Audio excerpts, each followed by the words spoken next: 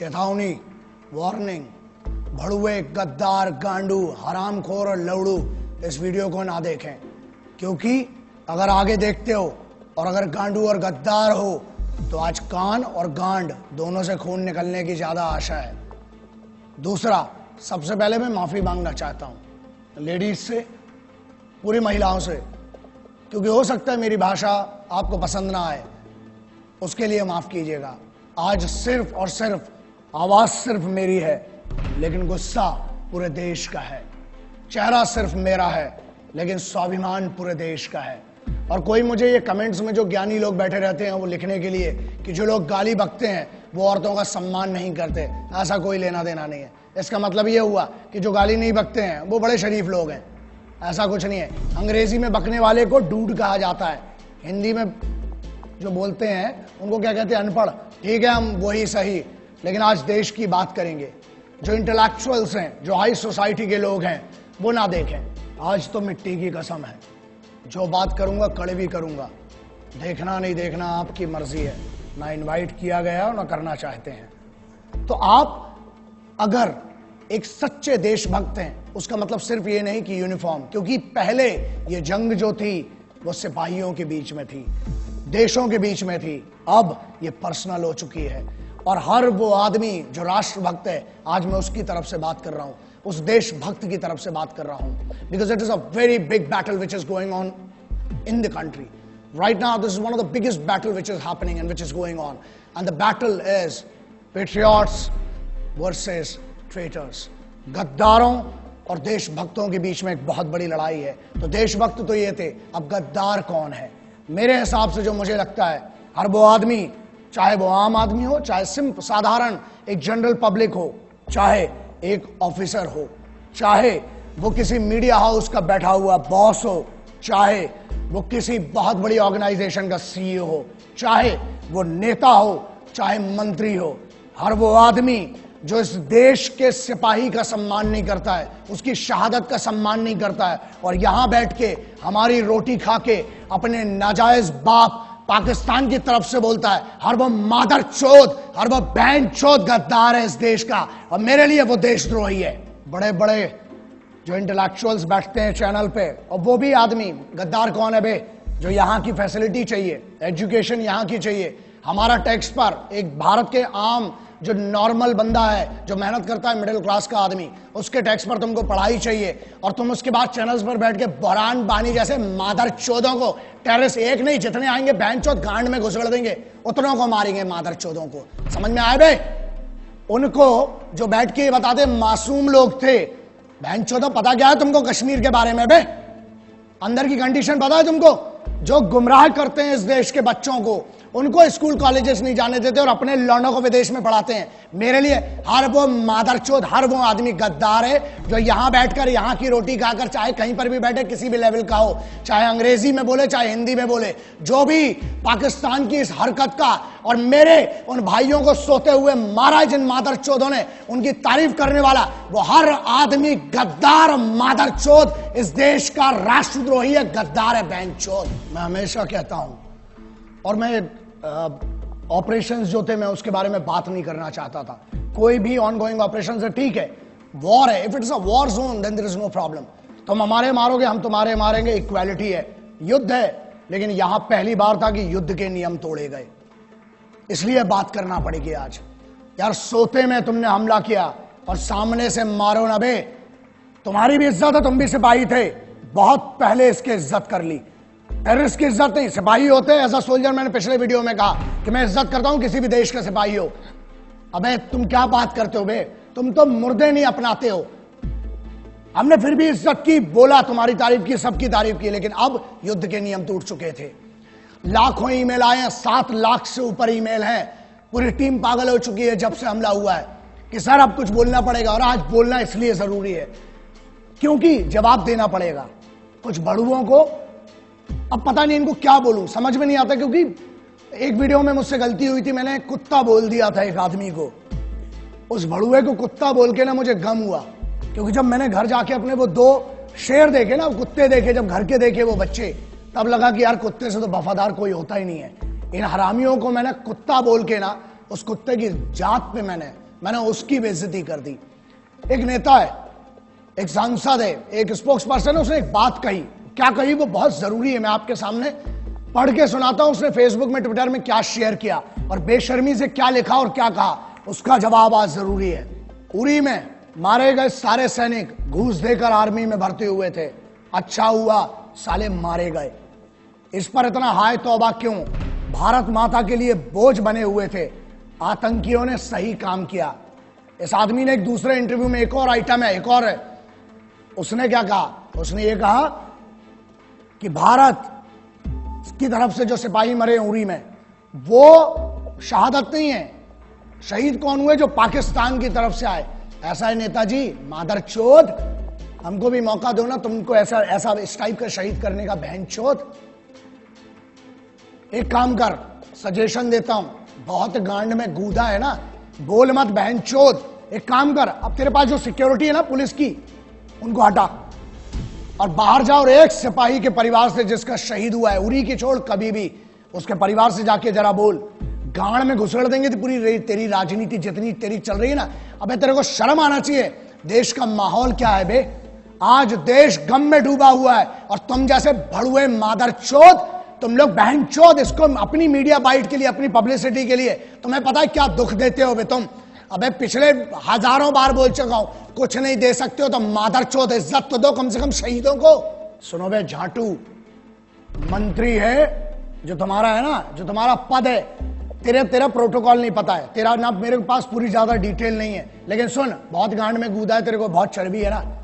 मेरे इसी में ईमेल आईडी आता है, मेरी चैनल का एड्रेस आता है, बहनचोद भेज, वहां पर अपना एड्रेस भेज और अपना नाम भेज। और तेरे को बहुत गर्मी है ना, अबे फौज ना गांड में नीचे डंडा डालेगी, कान से निकालती बहनचोद। अभी फौज के मर्जी, तुमने फौज के भी मार नहीं देखी है ना, अभी तुमने हमारा सम्मान देखा है बहनचोद। तेरे को बहुत गर्मी है, जो तेरे पास पुलिस का कैडर मिला है ना, तो क्या कहता है कि पुलिस के जो है वो, एक और स्टेटमेंट दिया ना इसी आदमी ने कि सोते रहते हैं, है ना।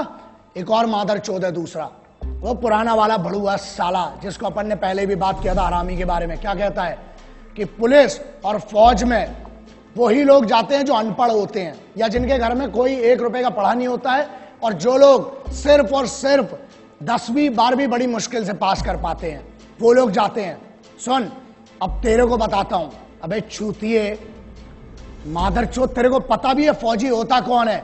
भारत का राष्ट्रपति, भारत का राष्ट्रपति भवन, हर राज्य का मुख्यमंत्री भवन, हर राज्य का सांसद, पार्षद, विधायक, हर राज्य का डेमोक्रेटिक जितना भी बड़ा आदमी हो, हर राज्य का संविधान, मतलब सुप्रीम कोर्ट हो चाहे हाई कोर्ट हो, उसकी सुरक्षा में हर चौक पे खड़ा हुआ एक पुलिस का सिपाही, हर बड़े एस्टेब्लिशमेंट के सामने संतरी बन के खड़ा हुआ एक सिपाही।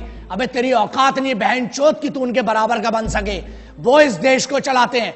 तू अगर इन मंचों पे जाके इतनी बड़ी बड़ी बात कर पा रहा है ना, भोसड़ी के इसलिए कर पा रहा है क्योंकि वहां सिपाही हर चौगड्डे पर तेरे लिए खड़े और तेरे जैसे मादरचोदों को इतनी परमिशन दे रखी है।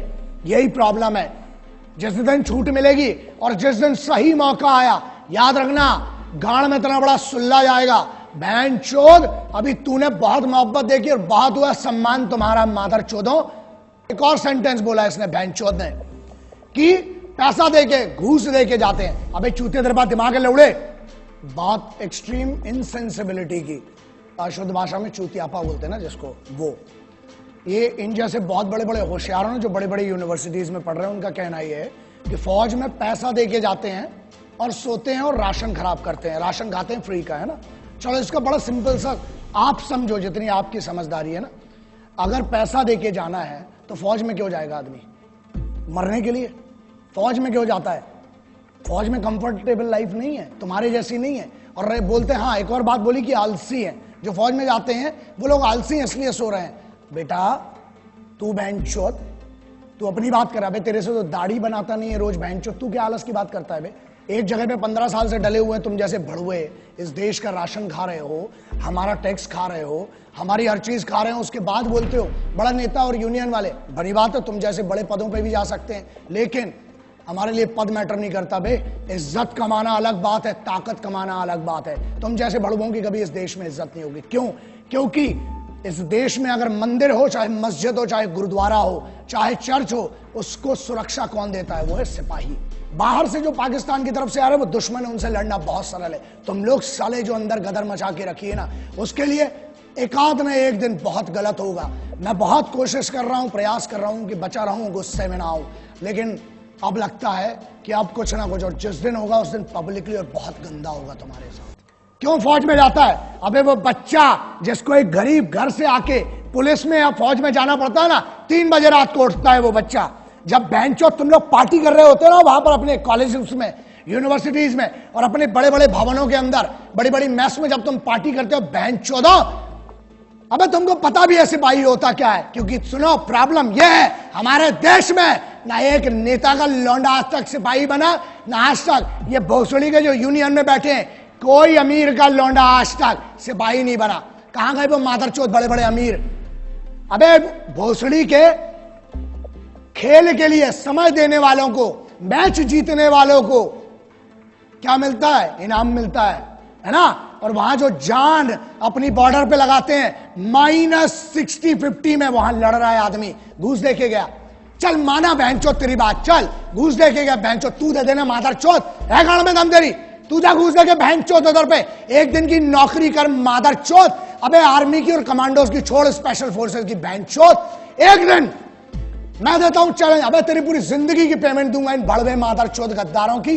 जा एक दिन ट्रैफिक पुलिस का काम करके देख मादरचोद, धूप में वहां खड़े होकर देख, पानी में खड़ा होकर देख, मुंबई पुलिस हो, चाहे दिल्ली पुलिस हो, चाहे हरियाणा हो, चाहे उत्तर प्रदेश हो, एक पुलिस के सिपाही का काम करके देख। फौज की तो बहुत दूर की बात है, तेरी गांड में इतनी दम रही है बहनचोद। और सुन, ये बात क्लियर सुन ले, आज तुम जैसे मादरचोदों को अगर मार के जेल जाना पड़ा, 14 साल मंजूर है बहनचोद। जिस दिन मेरे सामने पड़े ना मादरचोद, मारूंगा, लेकिन एक बात पक्की है, पब्लिकली मारूंगा, अकेले कभी नहीं मारूंगा, क्योंकि तुम जैसे आगे और पैदा ना हो बहनचोद। अबे मुझे तो शर्म आती है, माफ करना, जिसने तेरे को पैदा किया ना मां, मुझे माफ कर दे, तेरे को भी नहीं पता था कि ऐसी मादरचोद औलाद पैदा करोगी मां आप। शर्म आती होगी उस मां को भी अपने कोख पे जन्म पे कि ऐसा गद्दार पैदा कर दिया बहनचोद को। सुन मादरचोद, जिस दिन मेरे सामने आया मारूंगा, घसीट घसीट के मारूंगा बहनचोद। और दूसरी चीज, 14 साल होती ना, जमानत तो मिलेगी, आऊंगा तेरे जैसे और मादरचोदों को ढूंढूंगा, फिर मारूंगा बहनचोद, जाऊंगा। 14 साल मंजूर है बे बहनचोद, क्रांतिकारियों का चेला हूं, जेल भी गया कोई फर्क नहीं पड़ता है, लेकिन तुम जैसे गद्दारों को चुप करके रहूंगा, फिर मारूंगा, फिर जेल जाऊंगा, बाहर आऊंगा, जब जब आऊंगा मारूंगा मादरचोदों। दूसरी बात मुन्ना, हमें रोज सुबह से लेकर रात तक धमकी के कॉल आते हैं, और रही बात हमारी, मादरचोदों इतनी तैयारी के साथ चलते हैं, इतना जखीरा तो खुद लेके चलते हैं बे, इतना असला बारूद। मादरचोदों 1 किलोमीटर तक धुआं धुआं करूंगा जिस दिन मैं मारने पे आया बहनचोद। और ये दम बुलेट प्रूफ गाड़ी की नहीं है, बीपी की, जिसमें बैठ के घूम रहा हूं। गाड़ी के बाहर आने के बाद भी जगह बोल तू बहनचोद, नाम बता उस जगह का, अकेला आऊंगा मादरचोद, ईमेल कर, फोन नंबर ले मेरा, लिख चैनल पे अपना एड्रेस, आऊंगा मारूंगा बहनचोद को उसके तेरे को। लेकिन सुन, तुम जैसे जितने मादरचोदों सिपाहियों के बारे में, उनकी शहादत के बारे में बोलना बंद करो मादरचोदों, वरना मेरे जैसे बहुत पागल है, एक को काटोगे 1000 खड़े होंगे, हर बार पैदा हुए आगे भी होंगे, मार डालूंगा बहनचोद तुम जैसे एक एक को। मैंने बहुत कोशिश की है कि वो गुस्सा ना दिखाऊं, अच्छे से प्यार से बात करूं, लेकिन अब ये लड़ाई जो थी, पहले लड़ाई फौज की या सल्तनत की या देशों की थी, बात अलग है। अब ये लड़ाई भारत के, हिंदुस्तान के हर सिपाही की नहीं रह गई है, ये लड़ाई हो गई हर हिंदुस्तानी की। क्यों? क्योंकि तुमने जंग के नियम तोड़ दिए, तुमने यार सोते हुए मारा। बात यह है उन 17-18 या उन 50 लोगों की नहीं है जो अभी मारे गए, बात यह है कितने तक यार, कब तक सहन करेंगे। अब now it is the right time to retaliate and remember, but you will have to pay for it. याद रखना, कुछ व्हाट्सएप और फेसबुक वीर आए हैं आजकल, बहुत बड़े बड़े योद्धा, कुछ भी लिखते हैं। मैं उस यूथ को ये मैसेज मेरा बहुत जरूरी है, रिमेंबर, फेसबुक और व्हाट्सएप पे जंग नहीं लड़ी जाती है, ठीक है? आप तैयारी कीजिए, जैसे यूथ की बात है, अभी एक बात करिए, एक बानी, अभी एक बंदा जो बीएसएफ का असिस्टेंट कमांडेंट बना है, नया लड़का, आपको पता है वो भी जम्मू कश्मीर से आता है, उसने तैयारी की, उसने दूसरा रूट लिया, वो आज एक ऑफिसर बना, he can actually make some difference.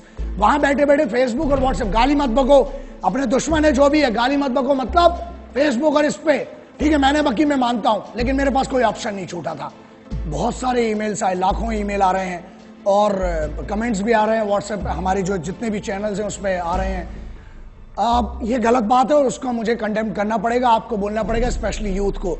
अब बहुत सारे लोगों ने लिखा सर पाकिस्तान को उड़ा दो, पॉइंट ब्लैंक मार दो, पूरा पाकिस्तान पे न्यूक्लियर अटैक कर दो। यार वॉर ऐसे नहीं होती है, पहली चीज।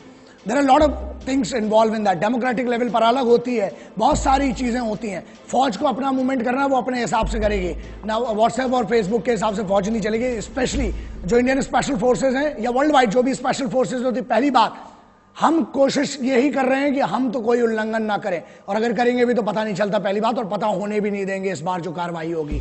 नाउ पाकिस्तान उड़ा दें, यार वहां पे भी मासूम लोग हैं। जंग पाकिस्तान में रहने वाले मासूम और नॉर्मल लोगों की, पाकिस्तान के आम आदमी की नहीं है और हिंदुस्तान के आम आदमी की नहीं है, लेकिन अब आपने बना दी है ये जंग।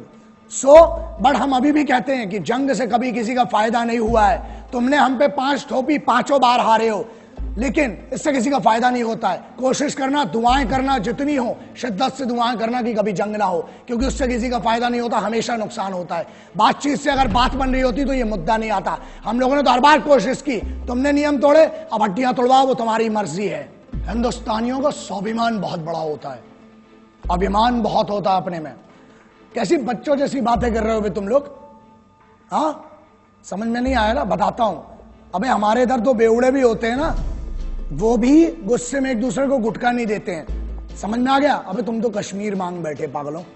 दूसरी चीज, हमारे इधर ना, अबे पब्लिक ट्रेन, लोकल ट्रेन में ना, वसई विरार साइड की कोई ट्रेन होती है, उधर अंबाला पटियाला की कोई ट्रेन होती है लोकल ट्रेन, अबे वहां पर लोकल ट्रेन में सीट नहीं देते हैं, तुम तो कश्मीर मांग बैठे।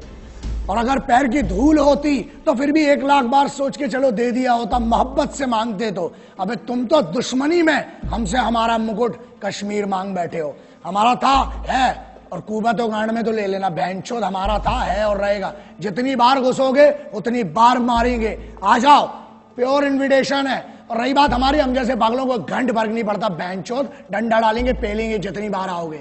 माफ करना, मैं उनसे माफी मांगना चाहता हूं जो मेरे सिपाही, चाहे वो पुलिस के सिपाही हैं, चाहे मेरी फौज के सिपाही हैं, चाहे जो भी सिपाही हैं जिनकी हम बात करते हैं, जो यूनिफॉर्म पर है, जिसने यूनिफॉर्म पहनी है, कोई सी भी यूनिफॉर्म है, वो इस देश का सिपाही है।